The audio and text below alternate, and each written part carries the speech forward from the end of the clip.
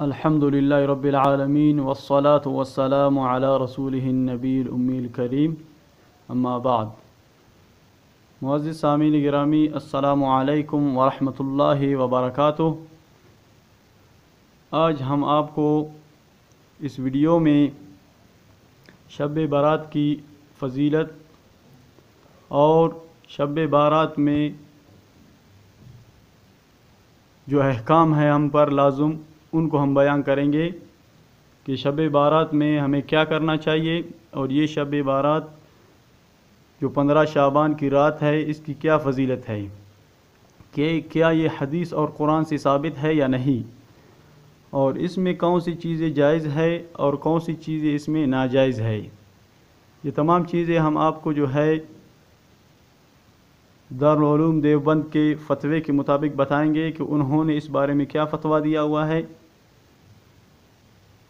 اور کروڑوں لوگ جو ہے دارالعلوم دیوبند کے فتوے کو ہی مانتے ہیں، اور اس دور میں سب سے حق اور سچ مذہب جو ہے وہ علماء دیوبند ہے، جنہوں نے اس دین کی خاطر بہت مشقتیں اٹھائے ہیں۔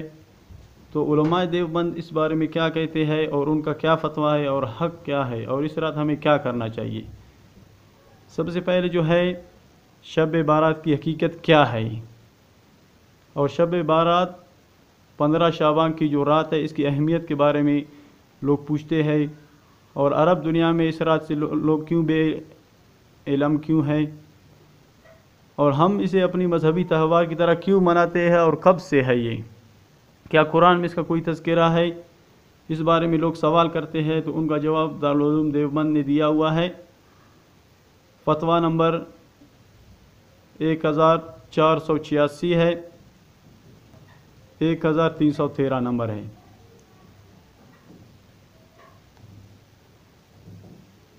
پندرہویں شعبان کی رات شب برات کہلاتی ہے۔ اس رات میں اللہ تعالیٰ اپنے بندوں کو گناہوں سے بری، پاک اور صاف کرتا ہے، یعنی مغفرت چاہنے والوں کی بے انتہا مغفرت کرتا ہے، جیسا کہ بہت سے احادیث میں آیا ہے۔ نیز اس رات میں سالانہ فیصلے کی تجدید فرماتا ہے، جیسا کہ قرآن مجید میں سورہ دخان میں موجود ہے، فیہا یفرق کل امر حکیم۔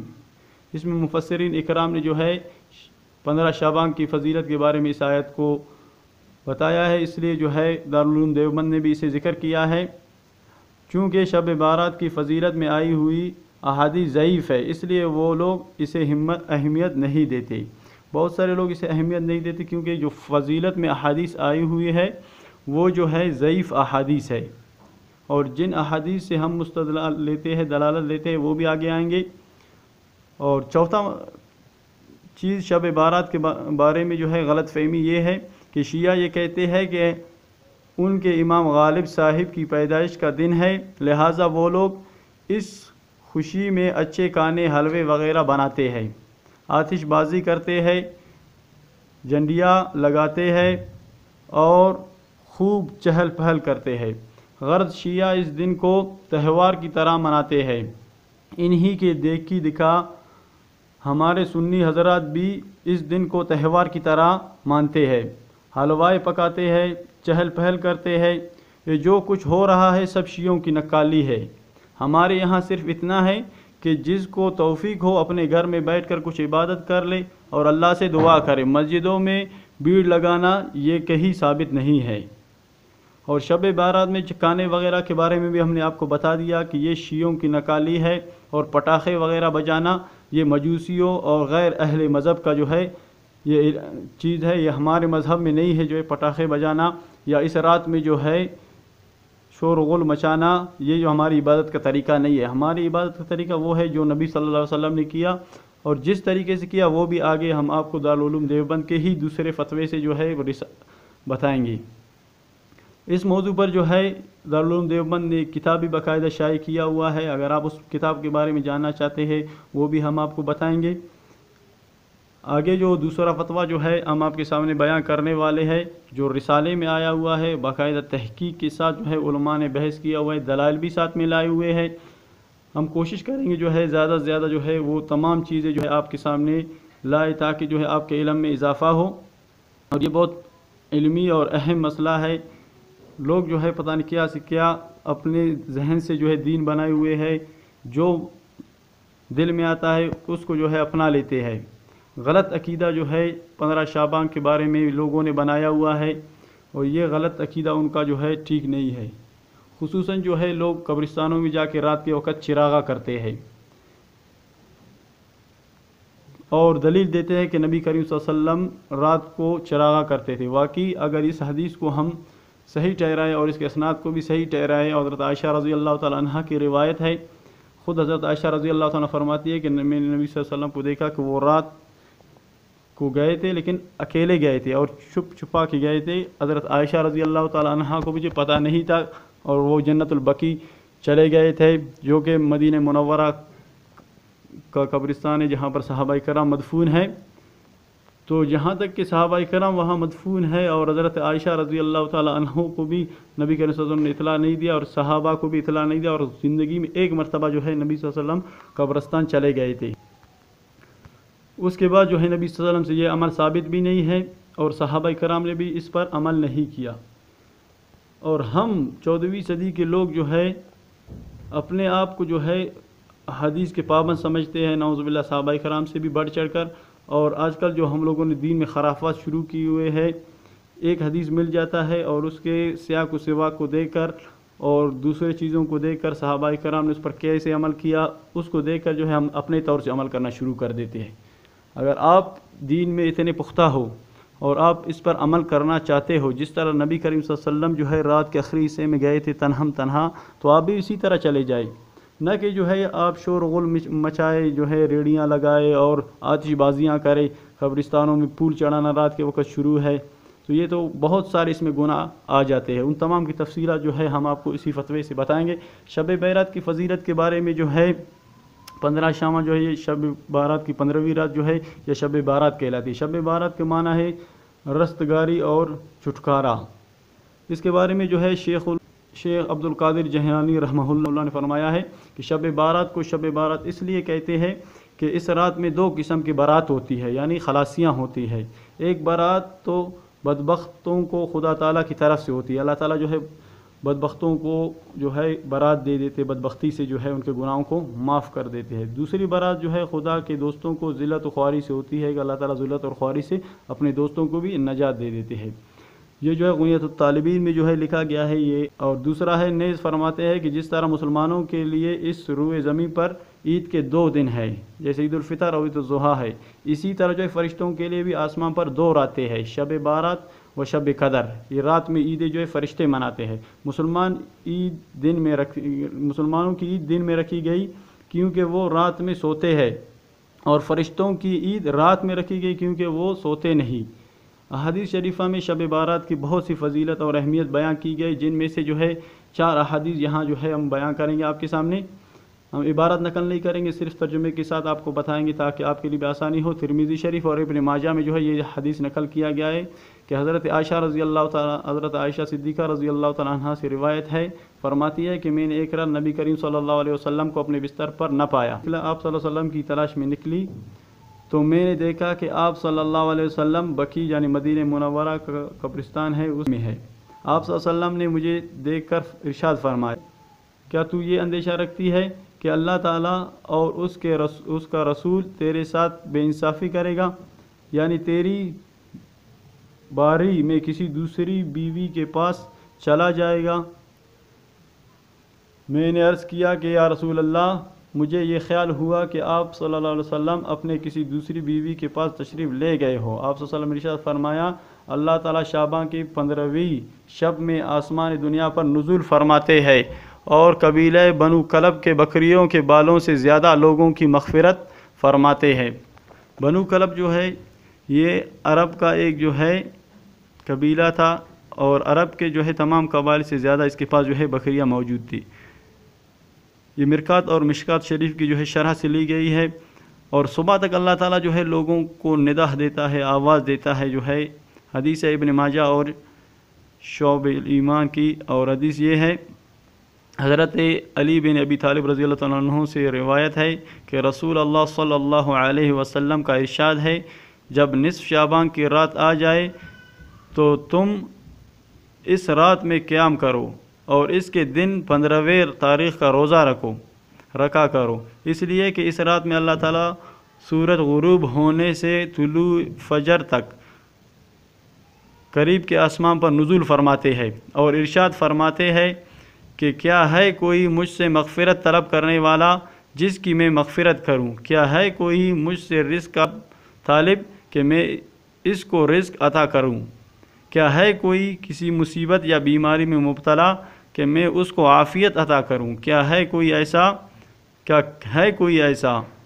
اللہ تعالیٰ بار بار یہ آوازیں دیتے رہتے ہیں یہاں تک کہ سورج طلوع ہو جاتی ہے۔ تو لوگوں کو چاہیے کہ اس شب بارات کی رات میں جو ہے عبادت کرے، قرآن کی تلاوت کرے، تسبیح کرے، اذکار کرے، صلاۃ و تسبیح پڑھے، مختلف قسم کے جو ہے عبادت کر سکتا ہے، لیکن خصوصی اپنے سے جو ہے کوئی ذکر بنانا، اور اسلامی وظائف اور مسائل کی چینل پر بھی ہم جو ہے مشائخ سے ثابت جو ہے وظائف لاتے ہیں، ایسے وظائف جو اپنے سے بنائے گئے وہ کرنا ٹھیک نہیں ہے کہ اس رات میں جو ہے فلاں سورت فلاں رکعت میں پڑھو گے تو یہ ملے گا، یہ ٹھیک نہیں ہے۔ یہ لوگوں کے اپنے بنائے ہوئے طریقے ہیں، ان پر عمل کرنا جو ہے یہ فساد ہے، یہ ٹھیک نہیں ہے۔ دوسرا ہے لوگوں کی مغفرت اللہ تعالیٰ جو ہے اس رات میں فرماتے ہیں۔ حضرت ابو موسیٰ اشعری رضی اللہ تعالیٰ عنہ سے روایت ہے کہ رسول اللہ صلی اللہ علیہ وسلم نے ارشاد فرمایا، بے شک اللہ تعالیٰ جانتے ہیں، یعنی متوجہ ہوتے ہیں نصف شعبان کی رات میں، پس اپنی تمام مخلوق کی مغفرت فرما دیتے ہیں سوائے مشرک اور کینہ رکھنے والوں کے۔